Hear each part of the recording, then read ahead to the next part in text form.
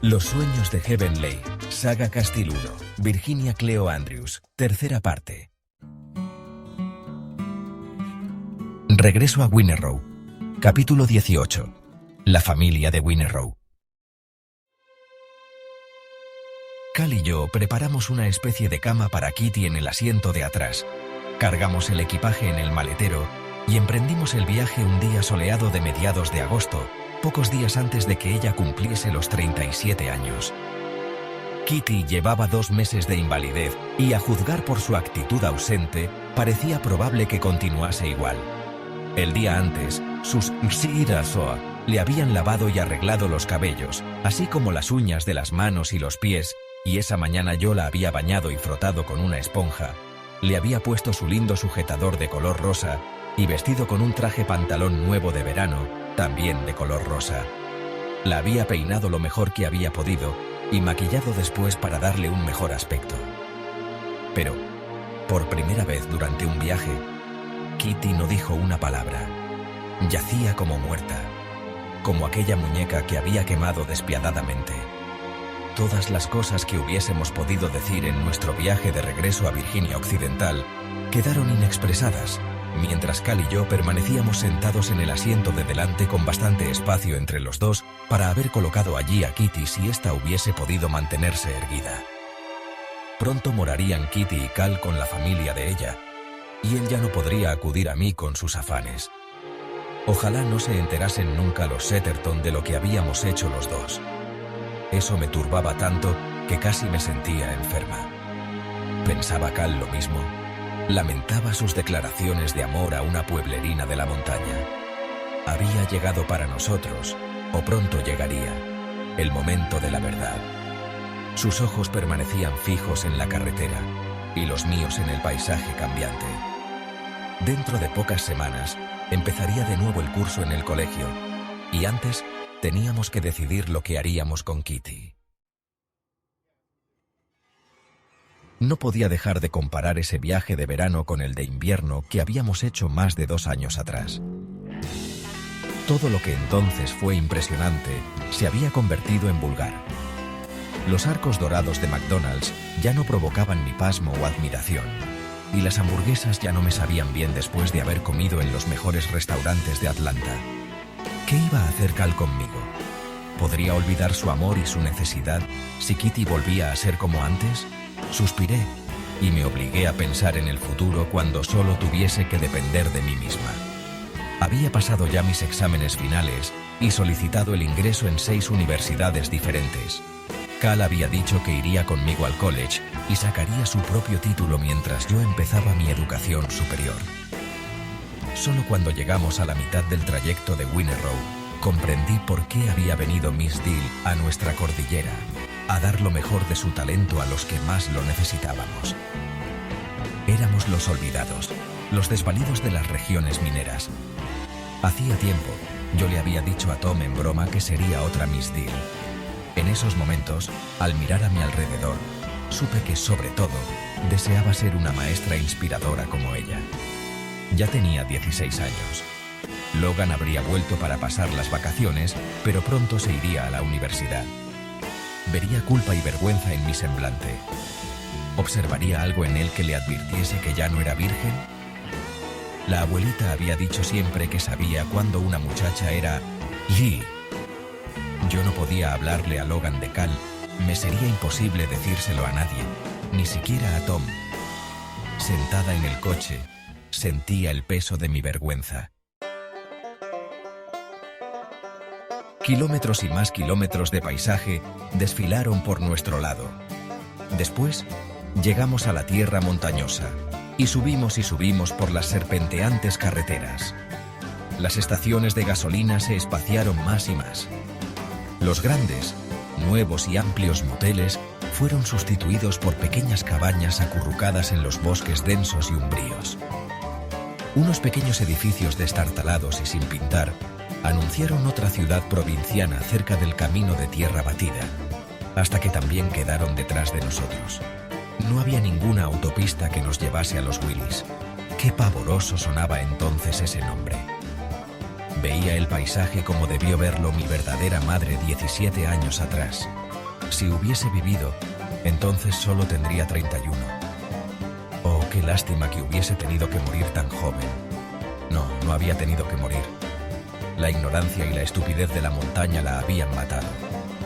¿Cómo tuvo mi madre valor para casarse con Luke Castile? ¿Qué locura se apoderó de ella para hacerle abandonar una ciudad culta como Boston y terminar allí arriba, donde la gente se burlaba de la educación y la cultura, y la opinión general era la de mándalo todo al diablo? La vida es corta. Aprovecha lo que puedas y corre, corre, corre. Correr durante toda la vida, tratando de escapar de la pobreza, de la fealdad, de la brutalidad, sin conseguirlo nunca. Volví la cabeza para mirar a Kitty. Me pareció que estaba durmiendo. Llegamos a una encrucijada. Cal torció a la derecha, apartándonos del camino que conducía a nuestra pequeña y mísera cabaña en las tierras altas. Todo me parecía familiar, como si nunca me hubiese marchado de aquí. Todo volvía a mi memoria, colmándome de recuerdos, y los conocidos aromas de la miel, de las fresas y de las moras maduras me hacían cosquillas en la nariz. Me parecía oír los banjos que tocaban y el violín del abuelo. Ver la mecedora de la abuelita y a Tom corriendo por allí, oír el llanto de nuestra Jane y ver que Keith no se apartaba de ella, con cariñosa solicitud. De toda esa ignorancia montañesa, de toda esa estupidez, brotaban todavía los dones de Dios. Los niños, no frustrados por sus genes, como algunos podrían creer, sino felices en muchos aspectos. A medida que transcurrían los kilómetros me impacientaba más, me excitaba más. Entonces aparecieron los anchos campos verdes de las afueras de Winnerow. Lindas casas de campo rodeadas de terrenos de cultivo, donde pronto se recogerían las cosechas de verano. Después vinieron las casas de los más pobres del valle, no mucho más afortunados que los verdaderos montañeses. Y más allá, más arriba, estaban las chozas de los mineros de carbón, salpicando los montes junto a las cabañas de los clandestinos traficantes de licor. La parte más honda del valle estaba reservada a los opulentos.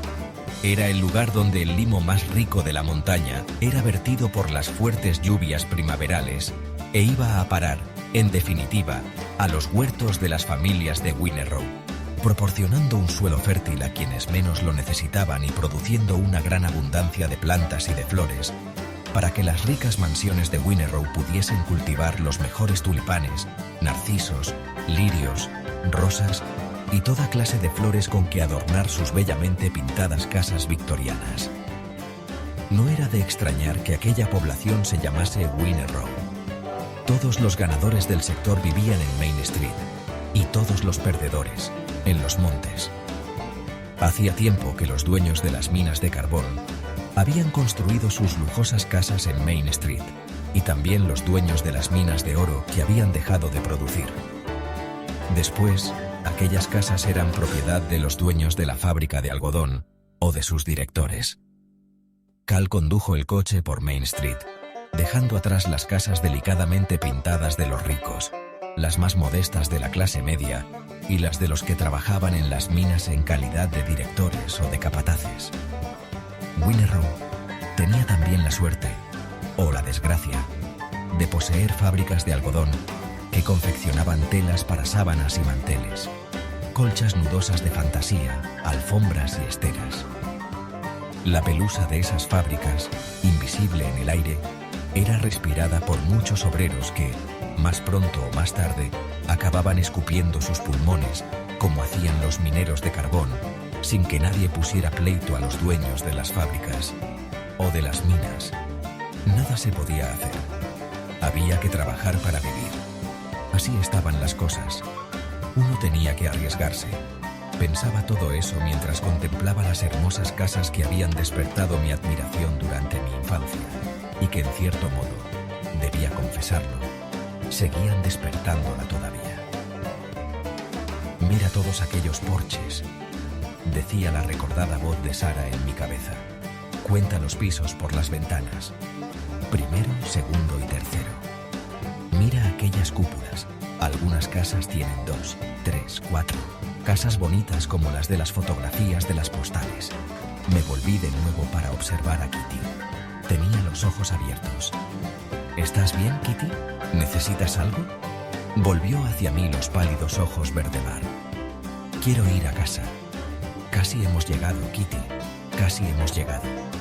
Quiero ir a casa, repitió, como un loro pronunciando la única frase aprendida.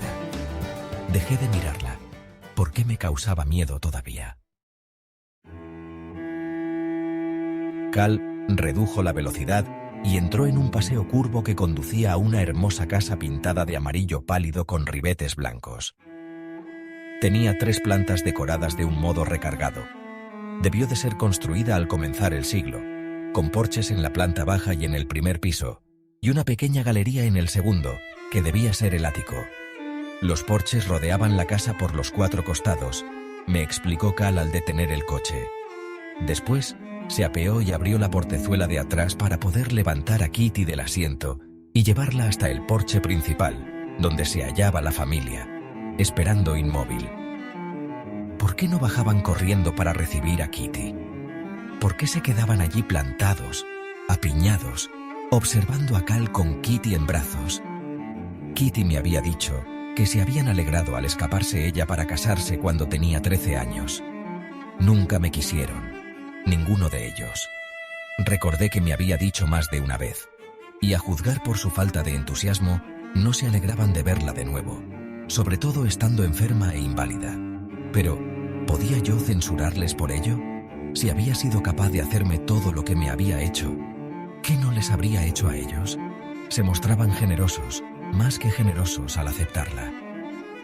Permanecí sentada donde estaba, vacilando, reacia a abandonar el aislamiento y la seguridad del coche.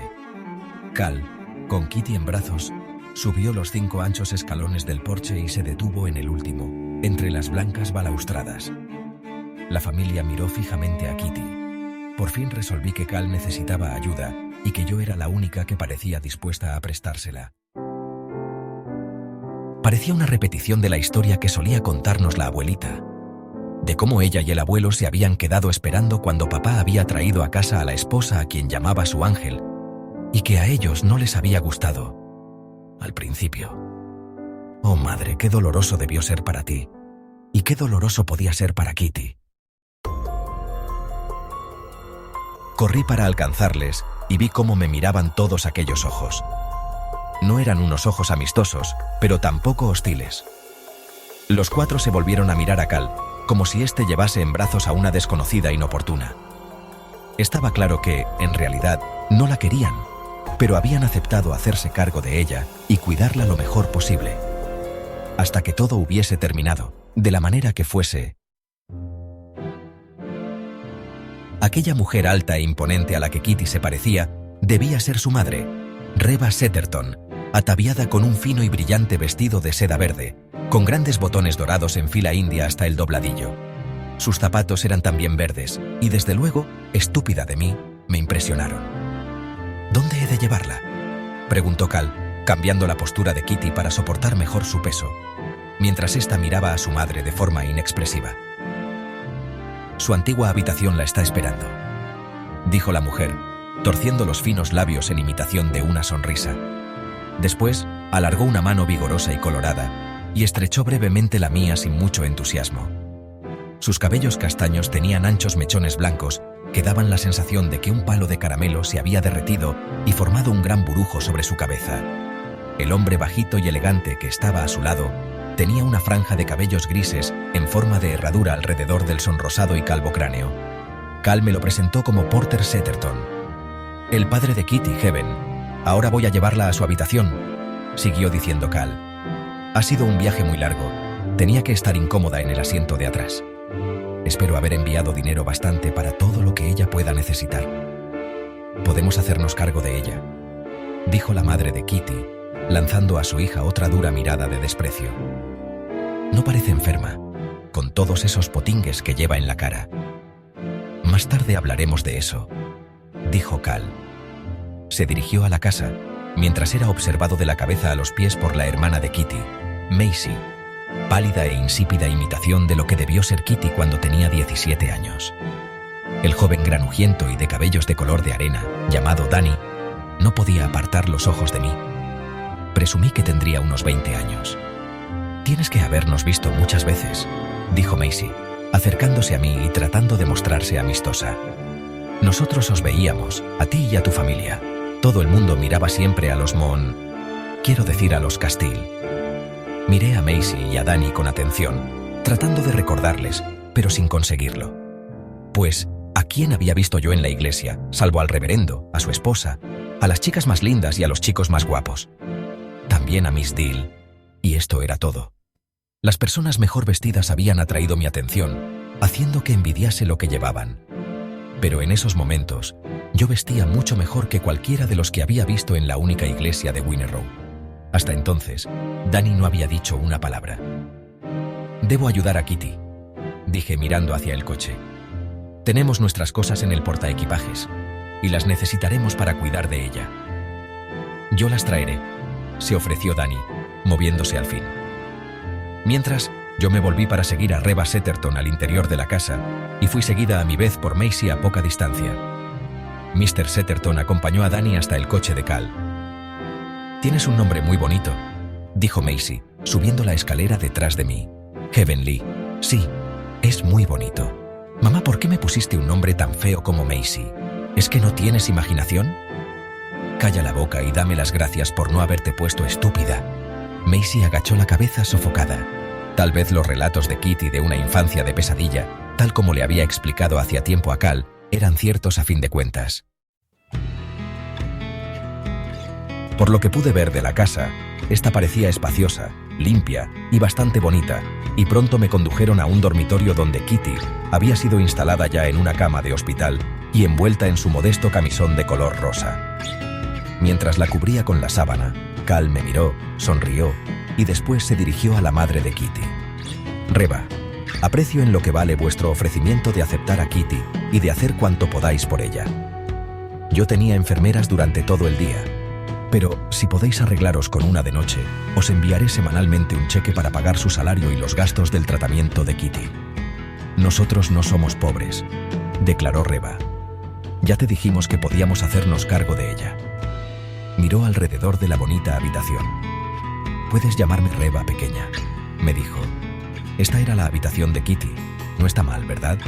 Aunque, por lo que Kitty decía, parecía que la tuviésemos en una pocilga. Solía llamarla su cárcel. Solo deseaba hacerse mayor y escapar con algún hombre, con el primero que quisiera cargar con ella. Y mírala ahora. Este es el fruto del pecado, de no haber hecho nunca lo que debía. ¿Qué podía yo decir a eso? En un cuarto de hora lavé a Kitty con una esponja de baño y le puse un bonito camisón limpio. Ella me miró con ojos soñolientos, como con cierto asombro en su mirada turbia, y después se quedó dormida. Qué alivio ver cerrados aquellos ojos extraños. Poco después todos nos encontrábamos sentados en un agradable cuarto de estar de la planta baja, mientras Cal explicaba aquella extraña enfermedad de Kitty que ningún médico podía diagnosticar. Los labios de Reba Setterton se torcieron hacia arriba en una mueca desdeñosa. Kitty se estaba quejando siempre de todo. Nada de lo que yo hacía la complacía. Nunca me quiso. Tampoco a su padre o a nadie, a menos que fuese varón y guapo. Quizás esta vez podré compensar todos mis fracasos del pasado, ahora que ella no puede replicarme y hacer que me enfurezca. Cierto, declaró Macy, pegándose a mí como una lapa. Cuando Kitty viene aquí, solo nos trae dificultades. No le gusta nada de lo que hacemos o decimos. Odia Winner Row, nos aborrece a todos y sin embargo vuelve una y otra vez. Sin parar de hablar, Macy me siguió a mi habitación, me observó mientras deshacía las maletas y se quedó boquiabierta al ver toda la fina ropa interior y los lindos vestidos que habían llenado mi armario desde que Kitty había enfermado lo bastante para no preocuparse del dinero que Cal gastaba en mí. «Apuesto a que es muy difícil vivir con ella», siguió diciendo Macy. Se tumbó sobre la colcha amarilla y me miró con admirados ojos verdes. Carecía de algo que había tenido Kitty, vitalidad y rudeza. Kitty nunca fue realmente una hermana para mí. Se marchó y se casó cuando yo era tan pequeña que casi no puedo recordarlo. Nunca le gustó la comida preparada por mamá. Ahora tendrá que comerla, tanto si le gusta como si no. Sonrió afectadamente, como un gato satisfecho. No le agrada nada de lo que hacemos o decimos. Nuestra Kitty es muy rara, pero me entristece pensar que está yaciendo en la cama, incapaz de moverse. ¿Cuál ha sido la causa? Era una buena pregunta, tan buena, que los médicos se la habían formulado muchas veces. Cuando Maisie hubo salido, me dejé caer en un sillón tapizado con una tela de algodón amarilla y estampada, y empecé a reflexionar sobre todo aquello. ¿Cómo había empezado? ¿Después de que ella matase a Chuckles? Cerré los ojos y me concentré, recordando y tratando de descubrir una clave. Tal vez empezó el día en que Kitty llegó furiosa a casa, porque la mitad de sus clientas había llegado tarde a la cita. «¡Malditas puercas mujeres!», había gritado Kitty. Sin duda se imaginan que son mejores que yo, que pueden tenerme esperando como si no tuviese nada más que hacer. Tengo hambre, tengo un hambre atroz. Y sigo perdiendo peso. Quiero comer y comer y comer. Prepararé la comida lo más deprisa que pueda. Le había respondido yo, corriendo del fregadero a la cocina. Voy a tomar un baño. Espero que habrás terminado cuando vuelva. Y subió la escalera haciendo repicar los tacones de sus zapatos. Casi podía ver a Kitty allá arriba, despojándose del uniforme de color rosa, dejándolo caer al suelo, quitándose la ropa interior y dejándola caer también.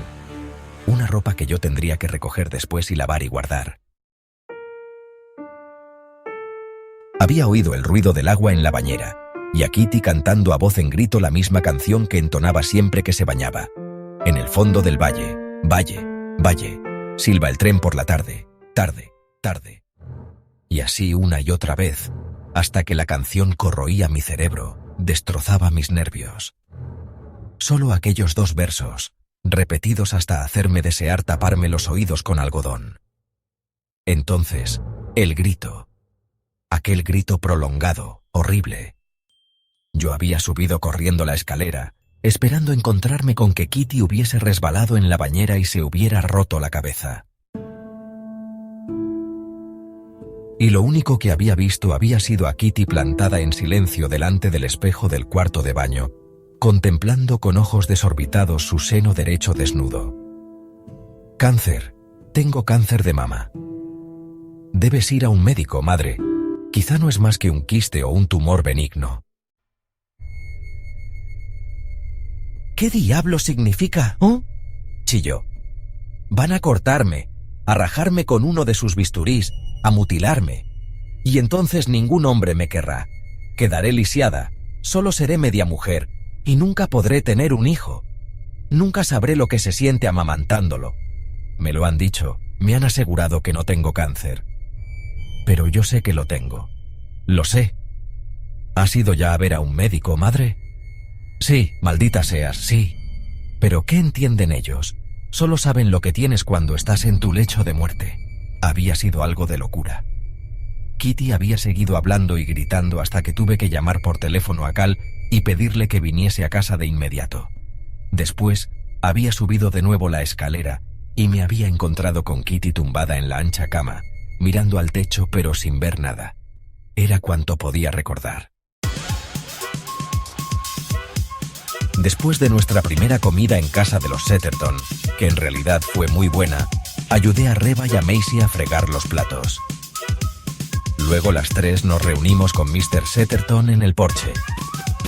Aproveché la primera ocasión que se me presentó para recordar a Cal lo ocurrido aquel día, mientras Reba Setterton se afanaba en el piso de arriba, obligando a Kitty a tragar alimento.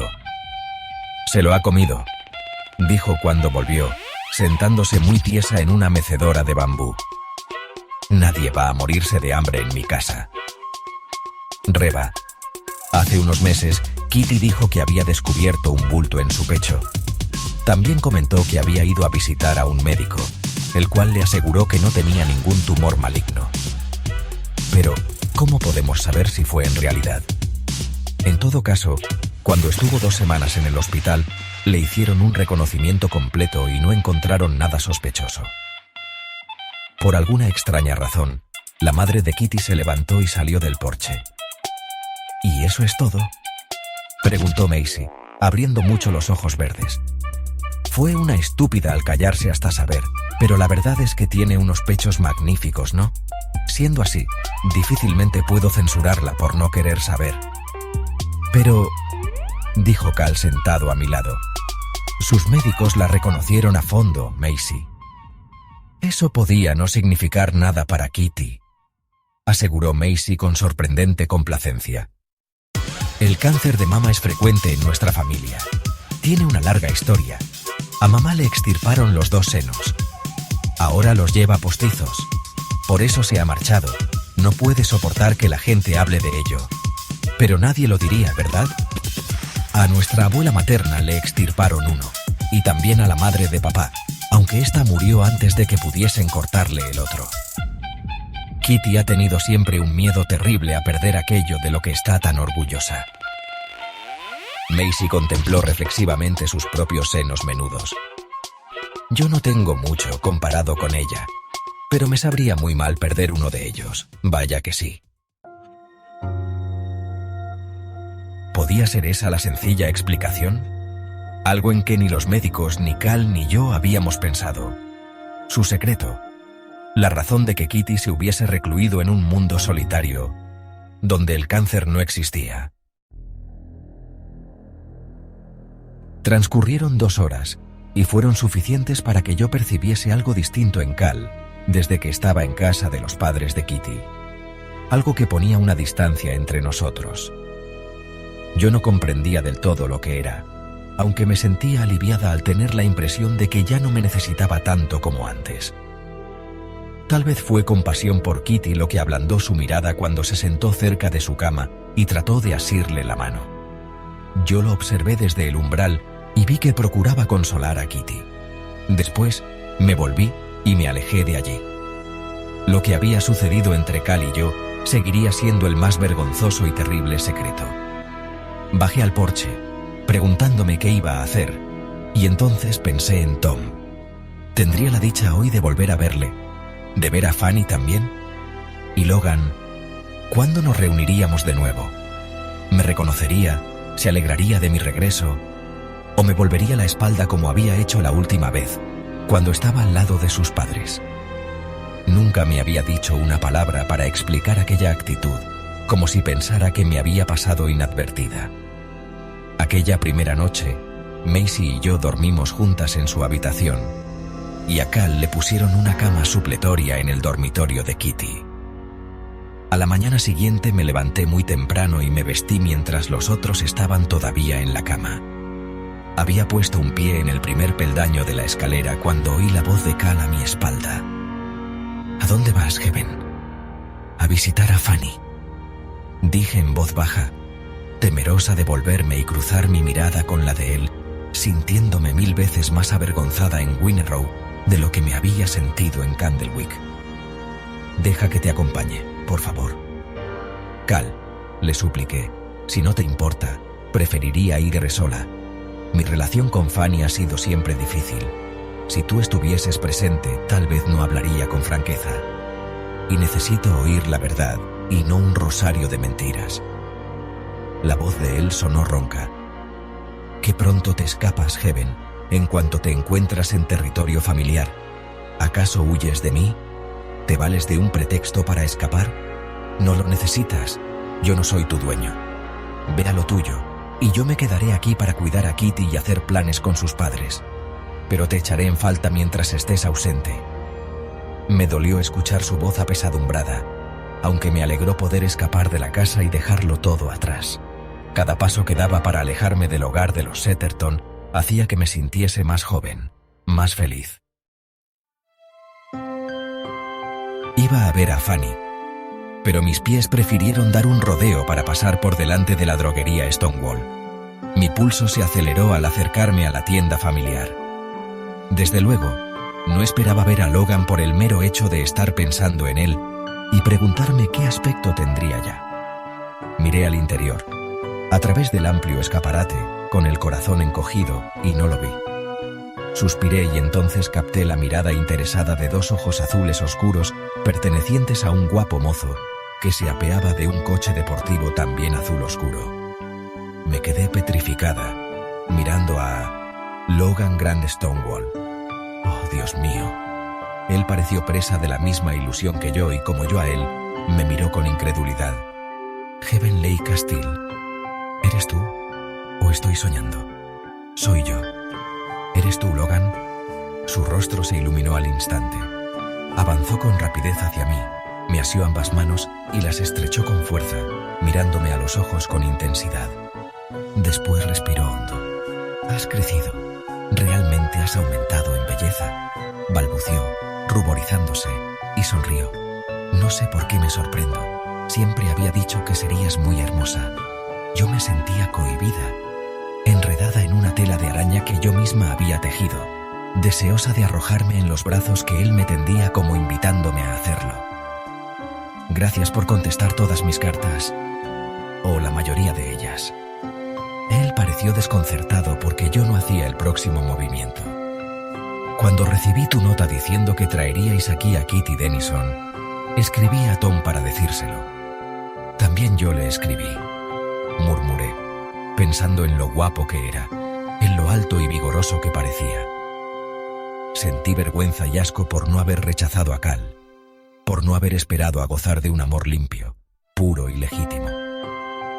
Bajé los ojos, temerosa de que pudiese encontrar en ellos algo que yo no quería que viese. Temblé al sentirme culpable y retrocedí un paso para no contaminarle con mis pecados. Será maravilloso volver a ver a Tom, dije débilmente, tratando de librar mis manos de su apretón al avanzar él y estrecharlas con más fuerza. ¿Y menos maravilloso volver a verme a mí? Me atrajo con delicadeza y me soltó las manos para deslizar los brazos alrededor de mi cintura. Mírame, Heaven, no bajes los ojos. ¿Por qué te portas como si ya no me quisieras? He esperado tanto este día, preguntándome qué te diría, qué me dirías tú y lo que haríamos, y ahora ni siquiera quieres mirarme a los ojos. Desde que te fuiste, solo he estado pensando en ti. A veces voy a tu cabaña y paseo por aquellas habitaciones abandonadas, recordando lo dura que debió ser tu vida y lo valiente que fuiste, sin quejarte nunca y sin compadecerte de ti misma. Eres como una rosa, Heaven, como una hermosa rosa silvestre, más dulce y más adorable que todas las demás. Por favor, abrázame, bésame y dime que todavía me quieres. Dijo todo lo que yo había soñado que me diría. De nuevo me sentí abrumada por mi culpa. Si él supiese la verdad. Y sin embargo, no pude resistir la súplica de sus ojos, ni el afán de mi propia naturaleza romántica que decía: sí, Logan. Lo rodeé con mis brazos y sentí que me levantaba del suelo y me hacía girar en el aire. Bajé la cabeza para poder apoyar mis labios en los de él y lo besé con tanto apasionamiento que temí dejarle sin aliento, aunque él respondió a mi beso con el mismo fervor. Cuando nos separamos, le brillaban los ojos y respiraba con fuerza. Oh, Heaven, sabía que esto sería así, jadeó. Entonces enmudecimos los dos, pegados nuestros jóvenes cuerpos. Él me atrajo hacia sí de manera que pude sentir su excitación. Me recordó a Cal. Y no era eso lo que yo quería. Traté de apartarme, encogiéndome y empujándole, estremeciéndome, presa de un extraño terror, no solo de Logan, sino de todos los hombres. «No me toques así», quería gritarle. «Solo bésame, abrázame y no pases de ahí». Desde luego él no comprendió mi resistencia. Así lo expresaba la sorpresa que se pintaba en sus ojos. Pero me soltó. «Perdóname, Heaven», dijo en voz baja y humilde. «Supongo que olvidé que han pasado 2 años y 8 meses desde la última vez que nos vimos. Pero tus cartas daban a entender que nunca nos sentiríamos como 2 extraños». Traté de parecer normal y en modo alguno asustada. «Me he alegrado muchísimo de verte de nuevo, Logan, pero ahora tengo prisa». «¿Quieres decir que te marchas? ¿Que solo habremos estado estos minutos juntos? ¿No has oído que te he dicho que te quiero, Heaven? Pero tengo que irme, de verdad. Donde quiera que vayas, allá iré yo». «No, déjame en paz, Logan. Ahora no me quieres». «Lo siento, Logan. Voy a ver a Fanny, y después al abuelo, y creo que es mejor que vea a Fanny a solas. Tal vez mañana». «No, tal vez. Es una cita. Mañana temprano, digamos a las 8, para que podamos pasar todo el día juntos. Me dijiste muchas cosas en tus cartas, pero no las suficientes. Heaven». Giré en redondo tratando de sonreír. Hasta mañana temprano. Nos veremos durante todo el día, si es eso lo que quieres. Si es eso lo que quiero. Es claro que lo quiero. Pero no me mires así, Heaven. Como si te asustase. ¿Qué te pasa? No me digas que nada. Has cambiado. Ya no me quieres y no tienes valor para decírmelo. No es verdad, gemí. ¿Entonces qué es? Preguntó, con una expresión más madura en su joven semblante. Si no ponemos en claro esto, sea lo que fuere, levantará más pronto o más tarde un muro entre nosotros que no podremos escalar. Adiós, Logan, dije alejándome a toda prisa. ¿Dónde? Me gritó con desesperación. ¿Aquí o en casa de los Setterton? Ve allí, a cualquier hora después de las 7, le dije con una risita nerviosa. Me levantaré temprano para atender a Kitty. Si hubiese vuelto a él todavía inocente, como una niña a la que él pudiese enseñar. Y sin embargo, aún así, me gustaba de verdad, alejarme sabiendo que sus ojos me seguían con una admiración tan grande que casi podía sentirla sobre mi piel. Su devoción daba calor a mi corazón. Entonces oí que corría para alcanzarme. ¿Hay algún mal en que te acompañe hasta la casa parroquial y desaparezca después? No puedo esperar hasta mañana para saber la verdad. Heaven, aquel día, en la cabaña, me dijiste que tu papá había vendido a Keith, a nuestra Jane, a Fanny y a Tom. ¿Te vendió a ti también? Sí, contesté en tono seco, poniendo demasiada irritación en mi voz, ya que él seguía dudando incluso en ese momento. Me vendió como un animal, por 500 pavos, y me llevaron a trabajar como una esclava para una loca que odia a papá tanto como yo. ¿Por qué me gritas? Yo no te vendí. Siento muchísimo lo que has sufrido, aunque nadie lo diría por tu aspecto. Estás estupenda, vistes prendas caras y elegantes, como si acabasen de presentarte en sociedad, y vienes y me dices que te han vendido y que has sido tratada como una esclava. Si todas las esclavas acaban pareciendo reinas de belleza, tal vez las chicas deberían optar por la esclavitud. ¡Qué observación más ruda, Logan Stonewall! Salté, sintiéndome tan susceptible como Kitty en sus peores días. Solía pensar que eras amable y comprensivo. El hecho de que no puedas ver mis cicatrices no quiere decir que no las tenga. Yo estaba llorando y se me quebró la voz. Se había mostrado tan cariñoso hacía solo unos minutos. Incapaz de seguir hablando, e irritada conmigo misma por perder siempre el control y romper en lágrimas infantiles, me volví de nuevo para marcharme de allí. No te vayas, Heaven. Lo siento. Perdóname por ser tan rudo. Dame otra oportunidad. Hablando lo pondremos todo en claro como solíamos hacer. Por su propio bien, yo debía escapar y no volver a verle nunca. Sin embargo, no podía prescindir de un muchacho al que había querido desde el primer momento en que le había visto. Olvidando por un instante nuestras diferencias, caminamos juntos hasta que llegamos a la hermosa casa del reverendo Wayland Wise. Me asió la mano mientras yo contemplaba la casa rectoral. Un edificio blanco inmaculado. Una mansión piadosa, grande, rodeada de 8 metros cuadrados de hermosos jardines y césped bien cuidado. Aquella casa hacía que la de Kitty en Candlewick pareciese una choza. Suspiré. Suspiré de nuevo por Fanny, que era una jovencita de 16 años y 4 meses, por Tom, que, como yo, tenía 17, por Keith, que pronto tendría 12, y por nuestra Jane, que tendría 11. Oh, volver a verles, saber que estaban sanos y eran felices. Pero ante todo debía hablar con Fanny. Una vez allí me quedé plantada, observando la casa más grande de Winner Row. Columnas corintias flanqueaban el largo porche. Los escalones eran de ladrillos rojos intrincadamente colocados. Geranios rojos y petunias rojas crecían en enormes macetas de terracota. En el porche había unos achaparrados sillones blancos de mimbre, con los respaldos imitando colas de pavos reales. En los altos y viejos árboles gorjeaban los pájaros. Un canario amarillo, en una jaula blanca de mimbre colgada del techo del porche, empezó a cantar con alegría. Me sorprendió oír aquellos trinos que venían de arriba. Sin duda habían colocado allí al pájaro para salvarle de los gatos y de las corrientes de aire. Fanny había deseado siempre tener un canario en una jaula blanca. Ya lo tenía. Pero, aparte del canto de los pájaros, no se oían más ruidos. La silenciosa mansión no revelaba nada sobre sus moradores.